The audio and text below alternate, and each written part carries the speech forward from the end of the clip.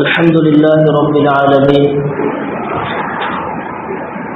والعاقبة للمتقين والصلاة والسلام على سيد الأنبياء والمرسلين وعلى آله وصحبه أجمعين أما بعد فقد قال الله تعالى في القرآن المجيد والفرقان الحميد فأعوذ بالله من الشيطان الرجيم بسم الله الرحمن الرحيم الحمد لله الذي أنزل على عبده الكتاب ولم يجعل له عوجا صدق الله العظيم.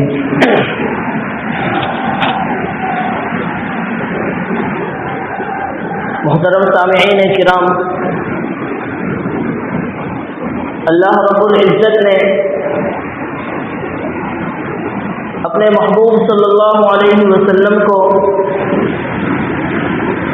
بے شمار اوصاف اور صفات اور بے شمار نعمتوں سے نوازا ہے، اور ان تمام اوصاف اور صفات کو آپ دیکھیں تو کامل سے کامل تر کی طرف بڑھتی ہیں، خوب سے خوب تر کی طرف آگے بڑھتی ہوئی نظر آتی ہیں۔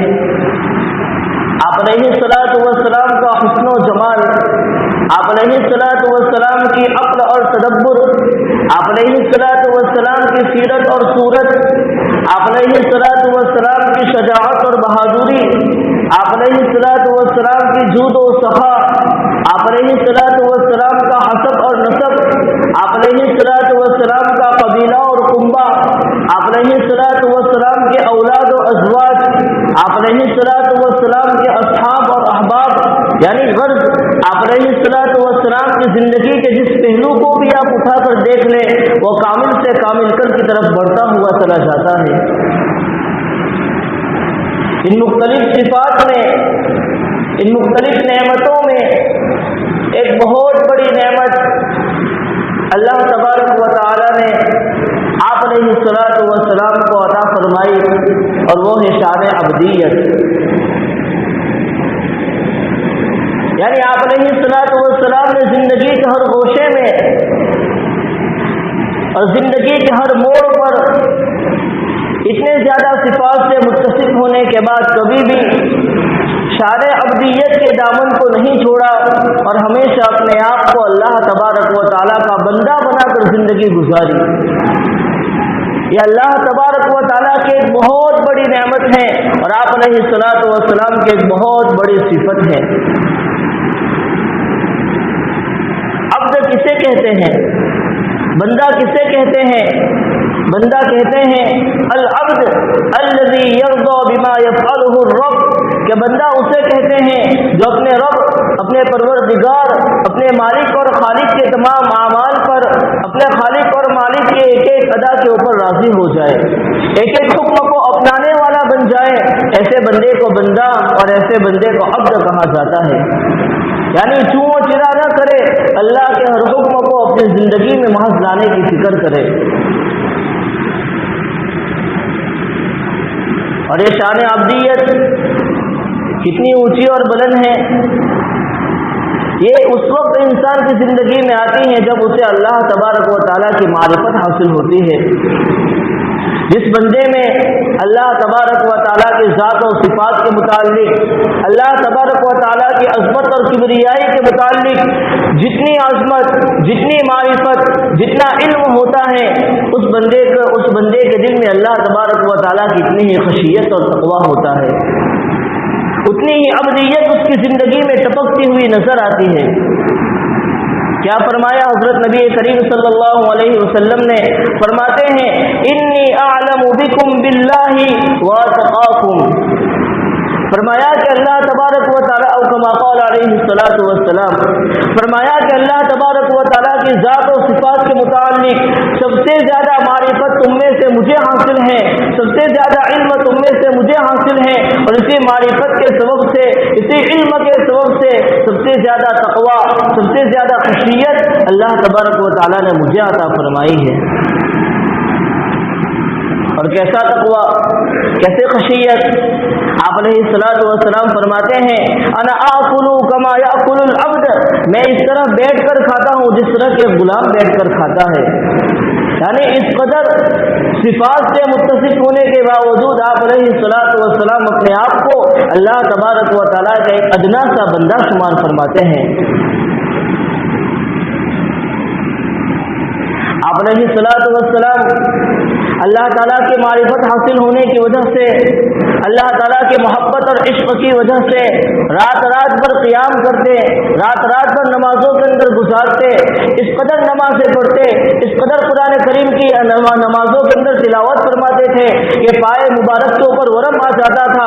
सारी रात गुजरने के बाद इस जोद व मुजाहदे के साथ इबादत करने के बावजूद आप अलैहिस्सलातु वस्सलाम यूँ फरमाते हैं मा अबदनाका हक़्क़ इबादतिक, ए रब्बुल आलमीन तेरी इबादत का जिस तरह का हक था इतनी इबादत करने के बावजूद भी वो हक हमसे अदा नहीं हो सका।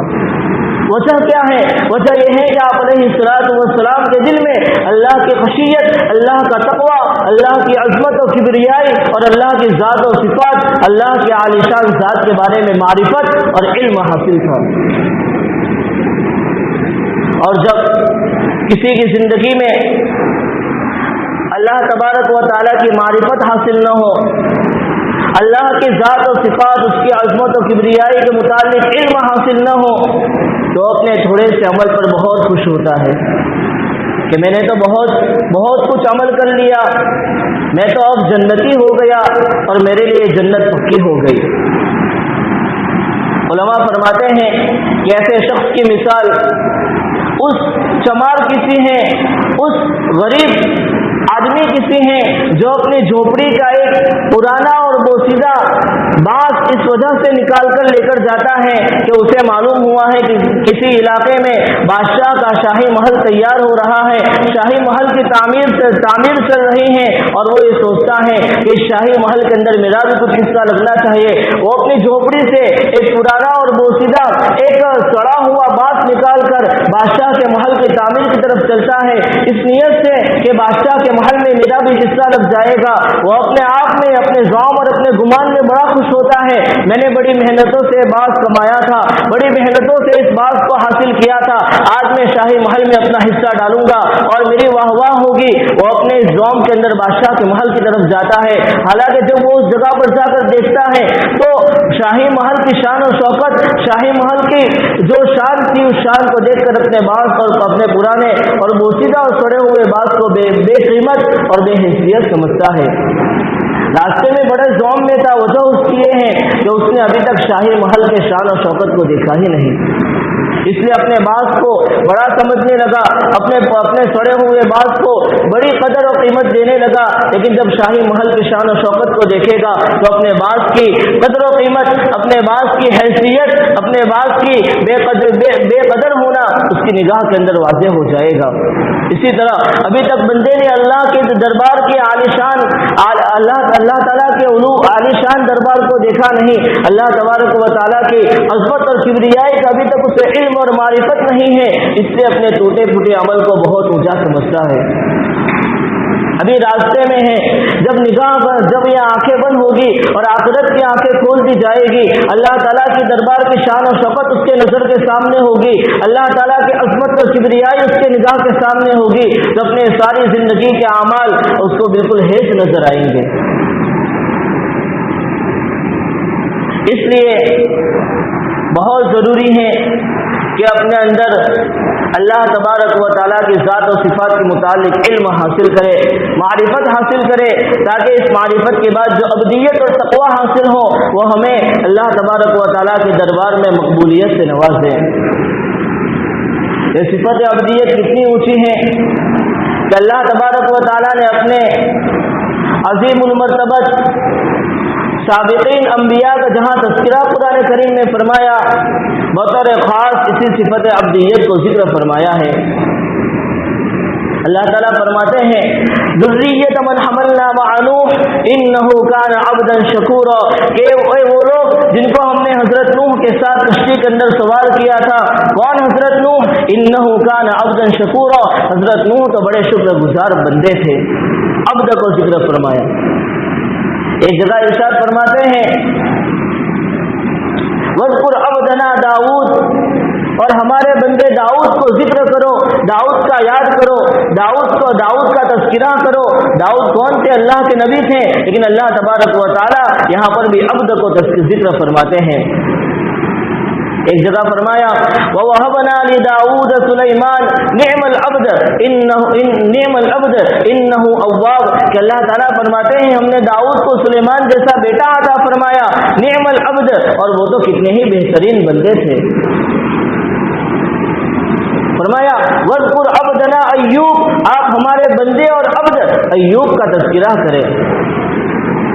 यानी अल्लाह तबारक व तआला जगह जगह पर अपने अज़ीमुल मर्तबत जहाँ साबिक़ीन अंबिया का तज़किरा फरमा रहे हैं, वहाँ एक बतौर ख़ास जो सिफत बयान फरमा रहे हैं वो है अब्द और बंदे की, यानी शान अब्दियत का अल्लाह तबारक व तआला ने तज़किरा फरमाया। और ये शान अब्दियत सिर्फ इन हज़रात अंबिया की ज़िंदगी के अंदर महदूद नहीं रही, इसी शान अब्दियत की दावत, इसी बंदगी की दावत उन हज़रात अंबिया अलैहिमुस्सलातु वस्सलाम ने अपनी अपनी कौमों को दी है। अल्लाह ताला फरमाते हैं लक़द अरसलना नूहन इला क़ौमिही फ़क़ाल या क़ौमि इब्दुल्लाह, हमने नूह को उनके कौम की जानिब भेजा था, तो नूह अलैहिस्सलाम ने अपनी कौम को ये दावत दी थी उअब्दुल्लाह, कि अल्लाह की बंदगी को इख्तियार करो। वइला आद अख़ाहुम हूदा, कौम आद की तरफ उनके भाई हूद को भेजा गया, उन्होंने कहा या कौम इब्दुल्लाह, ए कौम अल्लाह की इबादत करो। वइला समूद अख़ाहुम सालिहा क़ाल या कौम इब्दुल्लाह, कौम समूद की तरफ हज़रत सालेह को भेजा गया, उन्होंने भी अब्दियत की दावत दी और कहा उअब्दुल्लाह, अल्लाह की बंदगी को इख्तियार करो। वइला मदयन अख़ाहुम शुअैबा क़ाल या कौमी उअब्दुल्लाह, और कौम मदयन की तरफ हज़रत शुअैब अलैहिस्सलातु वस्सलाम को भेजा गया, उन्होंने भी कहा था या कौमी उअब्दुल्लाह, ए मेरी कौम अल्लाह की बंदगी को इख्तियार करो। यानी आप देखें अंबिया अलैहिमुस्सलातु वस्सलाम खुद तो इस शान अब्दियत से, इस सिफत अब्दियत से मुत्तसिफ हैं, और उसी के साथ साथ अपनी कौम को भी इसी सिफत और इसी वस्फ के साथ मुत्तसिफ करने की फिक्र में हैं। जब ये शान अब्दियत इंसान की जिंदगी में आती है, जब अपना बंदा होना, अपने बंदे होने का इस्तेहज़ार उसकी ज़िंदगी में आता है, तो हर अमल को बचा लाना, हर का नेक काम को अंजाम देना और हर बुराई से रुकना उसके लिए आसान हो जाता है। और जब ये अब्दियत ज़िंदगी में नहीं होती, अपना गुलाम होना उसकी ज़िंदगी में इस्तेहज़ार नहीं होता, रब्बुल आलमीन के खालिक और मालिक होने का इस्तेहज़ार नहीं होता, तो फिर अल्लाह ताला के अहकामात पर एतराज़ात होते हैं, फिर नेक काम को बचा लाना दुश्वार होता है, बुरे काम से रोकना इंसान को भारी मालूम होता है।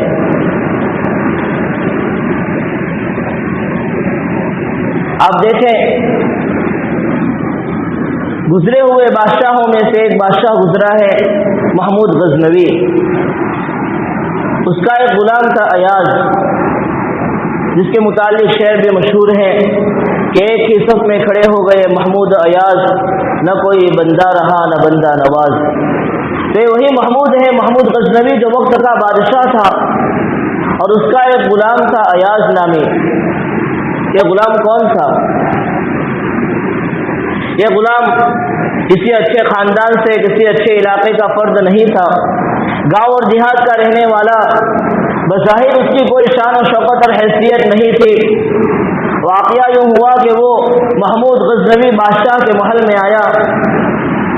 महमूद गजनवी बादशाह ने उसकी अक़्ल को, उसकी फिरासत को देखा, उसकी समझदारी को देखा, उसकी सलाहियत को भांपा, और उसके बाद उसे अपने मुक़र्रबीन में दाखिल कर लिया। जब वो उसके मुक़र्रबीन में दाखिल हुआ तो पहले से जो बादशाह के मुक़र्रबीन थे उनको बड़ा हसद हो गया कि हम बड़े बड़े ख़ानदान वाले, बड़े शान और शौकत वाले, आज तक जो रुतबा इतनी तवील अरसा खिदमत के बाद हमें हासिल नहीं हुआ, कुछ वक्त में आने के बाद ये अयाज वो रुतबा ले गया। हालांकि गांव और देहात का रहने वाला है, इसका ख़ानदान कोई ऊंचा ख़ानदान नहीं, और बज़ाहिर इसकी कोई शान और शौकत नहीं है, اس لیے اتنا عظیم رتبہ اسے کیسے حاصل ہو سکتا ہے؟ اس کے خلاف پروپیگنڈے کیے گئے۔ موقع کی تلاش میں رہیں کہ ایسا کوئی موقع مل جائے کہ اس کی شکایت بادشاہ سے لگائی جائے۔ انہوں نے دیکھا کہ ایاز کا ایک مخصوص کمرہ ہے، وہ روزانہ اس مخصوص کمرے میں جا کر ایک خاص الماری کو کھولتا ہے، روزانہ اس الماری کو دیکھ کر آتا ہے، اس کی جانچ پڑتال کرتا ہے، اور یہ روزانہ کا اس کا معمول ہے۔ اب ان مقربین کو، ان وزیروں کو ایک شوشہ مل گیا۔ انہوں نے بادشاہ کے سامنے اس بات کی شکایت لگائی کہ بادشاہ سلامت، یہ جو ایاز ہے گاؤں اور دیہات کا رہنے والا ہے، محل میں آئے ہوئے کچھ ہی وقت گزرا ہے، ہمیں اس بات کا شک ہے کہ اس نے اپنے مخصوص کمرے کے اندر مخصوص الماری میں قیمتی موتی اور جواہرات شاہی خزانے سے چرا کر اس الماری کے اندر رکھے ہیں۔ اسی لیے وہ روزانہ اس مخصوص کمرے کے اندر جا کر اس خاص الماری کو روزانہ کھول کر اس کو دیکھتا ہے اور روزانہ اس کی حفاظت کا انتظام کرتا ہے، اور اسی کے ساتھ وہ اس کمرے میں کسی کو داخل بھی نہیں ہونے دیتا، اور اس الماری میں کسی کو جھانکنے کی اجازت نہیں دیتا ہے۔ یقیناً اس نے شاہی خزانے سے چوری کی ہے۔ جب بادشاہ سلامت کو اس بات کی شکایت لگائی گئی تو بادشاہ سلامت نے ایاز کو بلایا اور کہا کہ ایاز، کیا تمہارے پاس مخصوص کمرے میں کوئی مخصوص الماری ہے؟ اس نے کہا کہ جی بادشاہ سلامت ہے۔ کہا کیا آپ اس الماری میں روزانہ دیکھنے کے لیے جاتے ہو؟ کہا جی روزانہ جاتا ہوں۔ اس میں کسی کو جھانکنے بھی نہیں دیتے؟ کہا نہیں جھانکنے دیتا ہوں۔ اسے چابی طلب کی گئی اور درباری کو کہا گیا کہ اس مخصوص کمرے کی اس الماری کو کھولو اور جو کچھ اس میں رکھا ہوا ہے وہ سارا کا سارا لے کر یہاں آؤ۔ اب درباری بہت خوش ہوئے کہ اب تو آج ایاز کی پول کھل جائے گی، اس کی چوری لوگوں کے سامنے عیاں ہو جائے گی، اور آج بادشاہ سلامت اسے اپنے دربار سے نکال دیں گے۔ بہرحال وہ درباری گیا، اس نے اس کمرے میں مخصوص الماری کو کھولا۔ کھولنے کے بعد اس الماری میں سے صرف 3 ہی چیزیں میسر ہوئی۔ ایک اس کا پرانا جوتا، ایک پرانا تہبند اور ایک پرانا کرتا اس الماری کے اندر رکھا ہوا تھا۔ جب وہ درباری اس 3 چیزوں کو لے کر بادشاہ سلامت کے دربار میں حاضر ہوا، بادشاہ نے دیکھ کر حیرانی کا مظاہرہ کیا اور کہا کہ ایاز یہ کیا ہے؟ صرف یہی چیزیں ہیں؟ ایاز نے کہا کہ بادشاہ سلامت یہی چیزیں ہیں۔ کہا اس کے علاوہ کچھ نہیں؟ کہا کچھ بھی نہیں ہے۔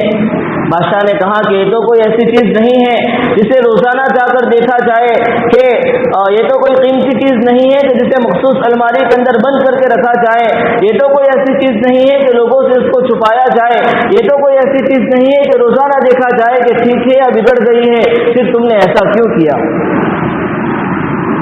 ایاز کا جواب سنیں۔ ایاز نے اپنے آپ کو، اپنی حقیقت کو پہچانا، اپنی حقیقت کے اوپر نظر رکھی، بادشاہ کی عظمت، جلالت شان اور اس کے انعام کی طرف نظر رکھتے ہوئے جواب دیا کہ بادشاہ سلامت، بات دراصل یہ ہے کہ میں گاؤں اور دیہات کا ایک معمولی سا بندہ ہوں۔ جب آپ کے دربار میں آیا تھا تو میں نے یہی پرانے پھٹے ہوئے جوتے پہنے تھے، یہی پرانا تہبند اور یہی پرانا کرتا میں نے جسم کے اوپر زیبتن کیا ہوا تھا۔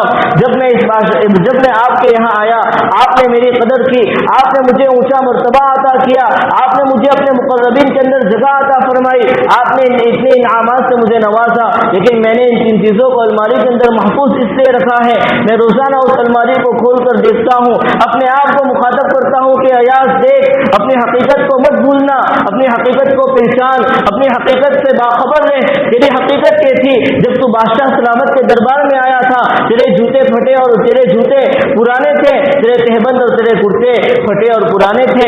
آج بادشاہ سلامت نے تجھے اپنے مقربین کے اندر رتبہ دیا ہے، لیکن تو اپنی حقیقت سے بے خبر مت رہنا۔ یہ سب کا سب بادشاہ سلامت کی عنایت ہے، بادشاہ سلامت کا محض انعام ہے۔ جب بادشاہ سلامت نے اس جواب کو سنا تو بہت زیادہ خوش ہو گئے۔ تو اسی طرح اگر مولانا رومی رحمۃ اللہ علیہ اس واقعے کو ذکر کرنے کے بعد فرماتے ہیں کہ اگر اسی اسی طرح اپنی حقیقت کو دیکھنا اور بادشاہ کی جلالت شان کو دیکھنا جس طرح ایاز کے اندر موجود تھا، ایک بندہ مومن کے اندر بھی اگر اپنی حقیقت کو پہچاننے کا جذبہ پیدا ہو جائے کہ میں کون تھا، کل میرا کوئی نام نہیں تھا، آج اللہ نے مجھے وجود بخشا، کل کو میں معدوم ہو جاؤں گا، اللہ کی اجل آ جائے گی، موت کے شکنجے میں مجھے پکڑا جائے گا، میرا قصہ دنیا سے تمام اور ختم ہو جائے گا، دنیا میں مختصر وقت لے کر آئے ہیں۔ اگر اپنی حقیقت کو پہچانے، اللہ کی جلالت شان اور عظمت اور مرتبت کو پہچانے تو انسان کے لیے اس دنیا میں رہتے ہوئے نیک کام کو کرنا اور برائی سے بچنا آسان ہو جائے گا۔ یہ معرفت تھی ایک غلام ایاز کے اندر، تو اس کے لیے بادشاہ کے ہر حکم کو پورا کرنا بھی آسان ہو گیا تھا۔ ایک مختصر سا واقعہ کہ اسی ایاز اور محمود غزنوی کا ایک واقعہ اور لکھا کہ محمود غزنوی نے ایک روز اپنے سارے درباریوں کو جمع کیا اور کہا کہ آج میں تمہارے عقل کا، تمہاری سمجھداری کا امتحان لینا چاہتا ہوں، اور اس نے قیمتی جواہرات، قیمتی موتیاں درباریوں کے سامنے پیش کر دی، اسی کے ساتھ ایک ہتھوڑا بھی ان کو دے دیا اور کہا کہ آج تمہاری عقل مندی کا امتحان لیا جائے گا، آج تمہاری سمجھ کا امتحان لیا جائے گا، اس کو توڑو۔ ایک درباری اور مقرب کو دیا گیا، اس نے کہا کہ بادشاہ سلامت، عقل کا امتحان لینے والے ہیں اور عقل کا تقاضا یہ ہے کہ اتنا قیمتی ہیرا ہے، اتنا قیمتی موتی ہے، اسے بھلا کیسے ضائع کیا جا سکتا ہے؟ اس نے ہتھوڑا اٹھا کر سائڈ پہ رکھ دیا اور کہا کہ بادشاہ سلامت، یہ قیمتی ہیرا نہیں توڑا جا سکتا۔ دوسرے درباری کو دیا، تیسرے مقرب بندے کو دیا، اس طرح اپنے جتنے مقربین تھے یکی بعد دیگرے سب کو دیتا چلا گیا، اور سب نے یکساں ہی جواب دیا کہ بادشاہ سلامت، عقل کا تقاضا یہ ہے کہ اتنے قیمتی ہیرے کو اور اتنے قیمتی جواہرات کو ان ہتھوڑے سے ضائع نہ کیا جائے۔ حالانکہ بادشاہ نے حکم دیا تھا کہ اس کو توڑو، لیکن عقل کے تقاضے پر عمل کر کے وہ توڑنے سے باز رہے۔ جب ایاز کی باری آئی، وہ ہتھوڑا ایاز کو تھمایا گیا، ایاز نے اس ہتھوڑے کو لیا اور قیمتی جواہرات پر اس زور سے ضرب لگائی کہ وہ سارے کے سارے ہیرے ٹوٹ کر ریزہ ریزہ ہو گئے، وہ جواہرات ٹوٹ کر ریزہ ریزہ ہو گئے، اور ساری ہی قیمتی جواہرات بالکل ٹکڑے ٹکڑے ہو گئے۔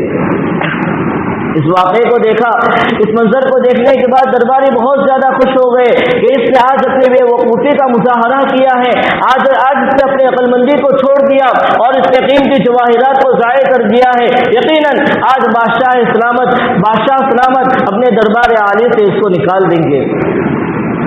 ایاز سے پوچھا بادشاہ سلامت نے کہ ایاز کیا بات ہے؟ سارے درباری نے عقل کا مظاہرہ کیا، سارے نے قیمتی جواہرات اور موتیوں کو توڑنے سے منع کر دیا، تم نے بھلا اسے کیوں ضائع کر دیا؟ ایاز کا جواب سنے۔ ایاز نے کہا کہ بادشاہ سلامت، میرے سامنے دو چیزیں تھیں، میرے نگاہ کے سامنے دو امر تھے، ایک یہ تھا کہ میں عقل کے تقاضے پر عمل کروں اور آپ کے حکم کو توڑ دوں، اور دوسرا یہ تھا کہ آپ کے حکم پر عمل کروں، قیمتی جواہرات کی قیمت کو ضائع کر دوں، اپنے عقل کے تقاضے کو ختم کر دوں، توڑ دوں۔ میں نے دوسرا امر اختیار کیا کہ میں نے آپ کے حکم کو اختیار کیا اور اپنے عقل کے تقاضے کو چھوڑ دیا۔ بادشاہ سلامت اس کے اس جواب سے بہت زیادہ خوش ہوئے۔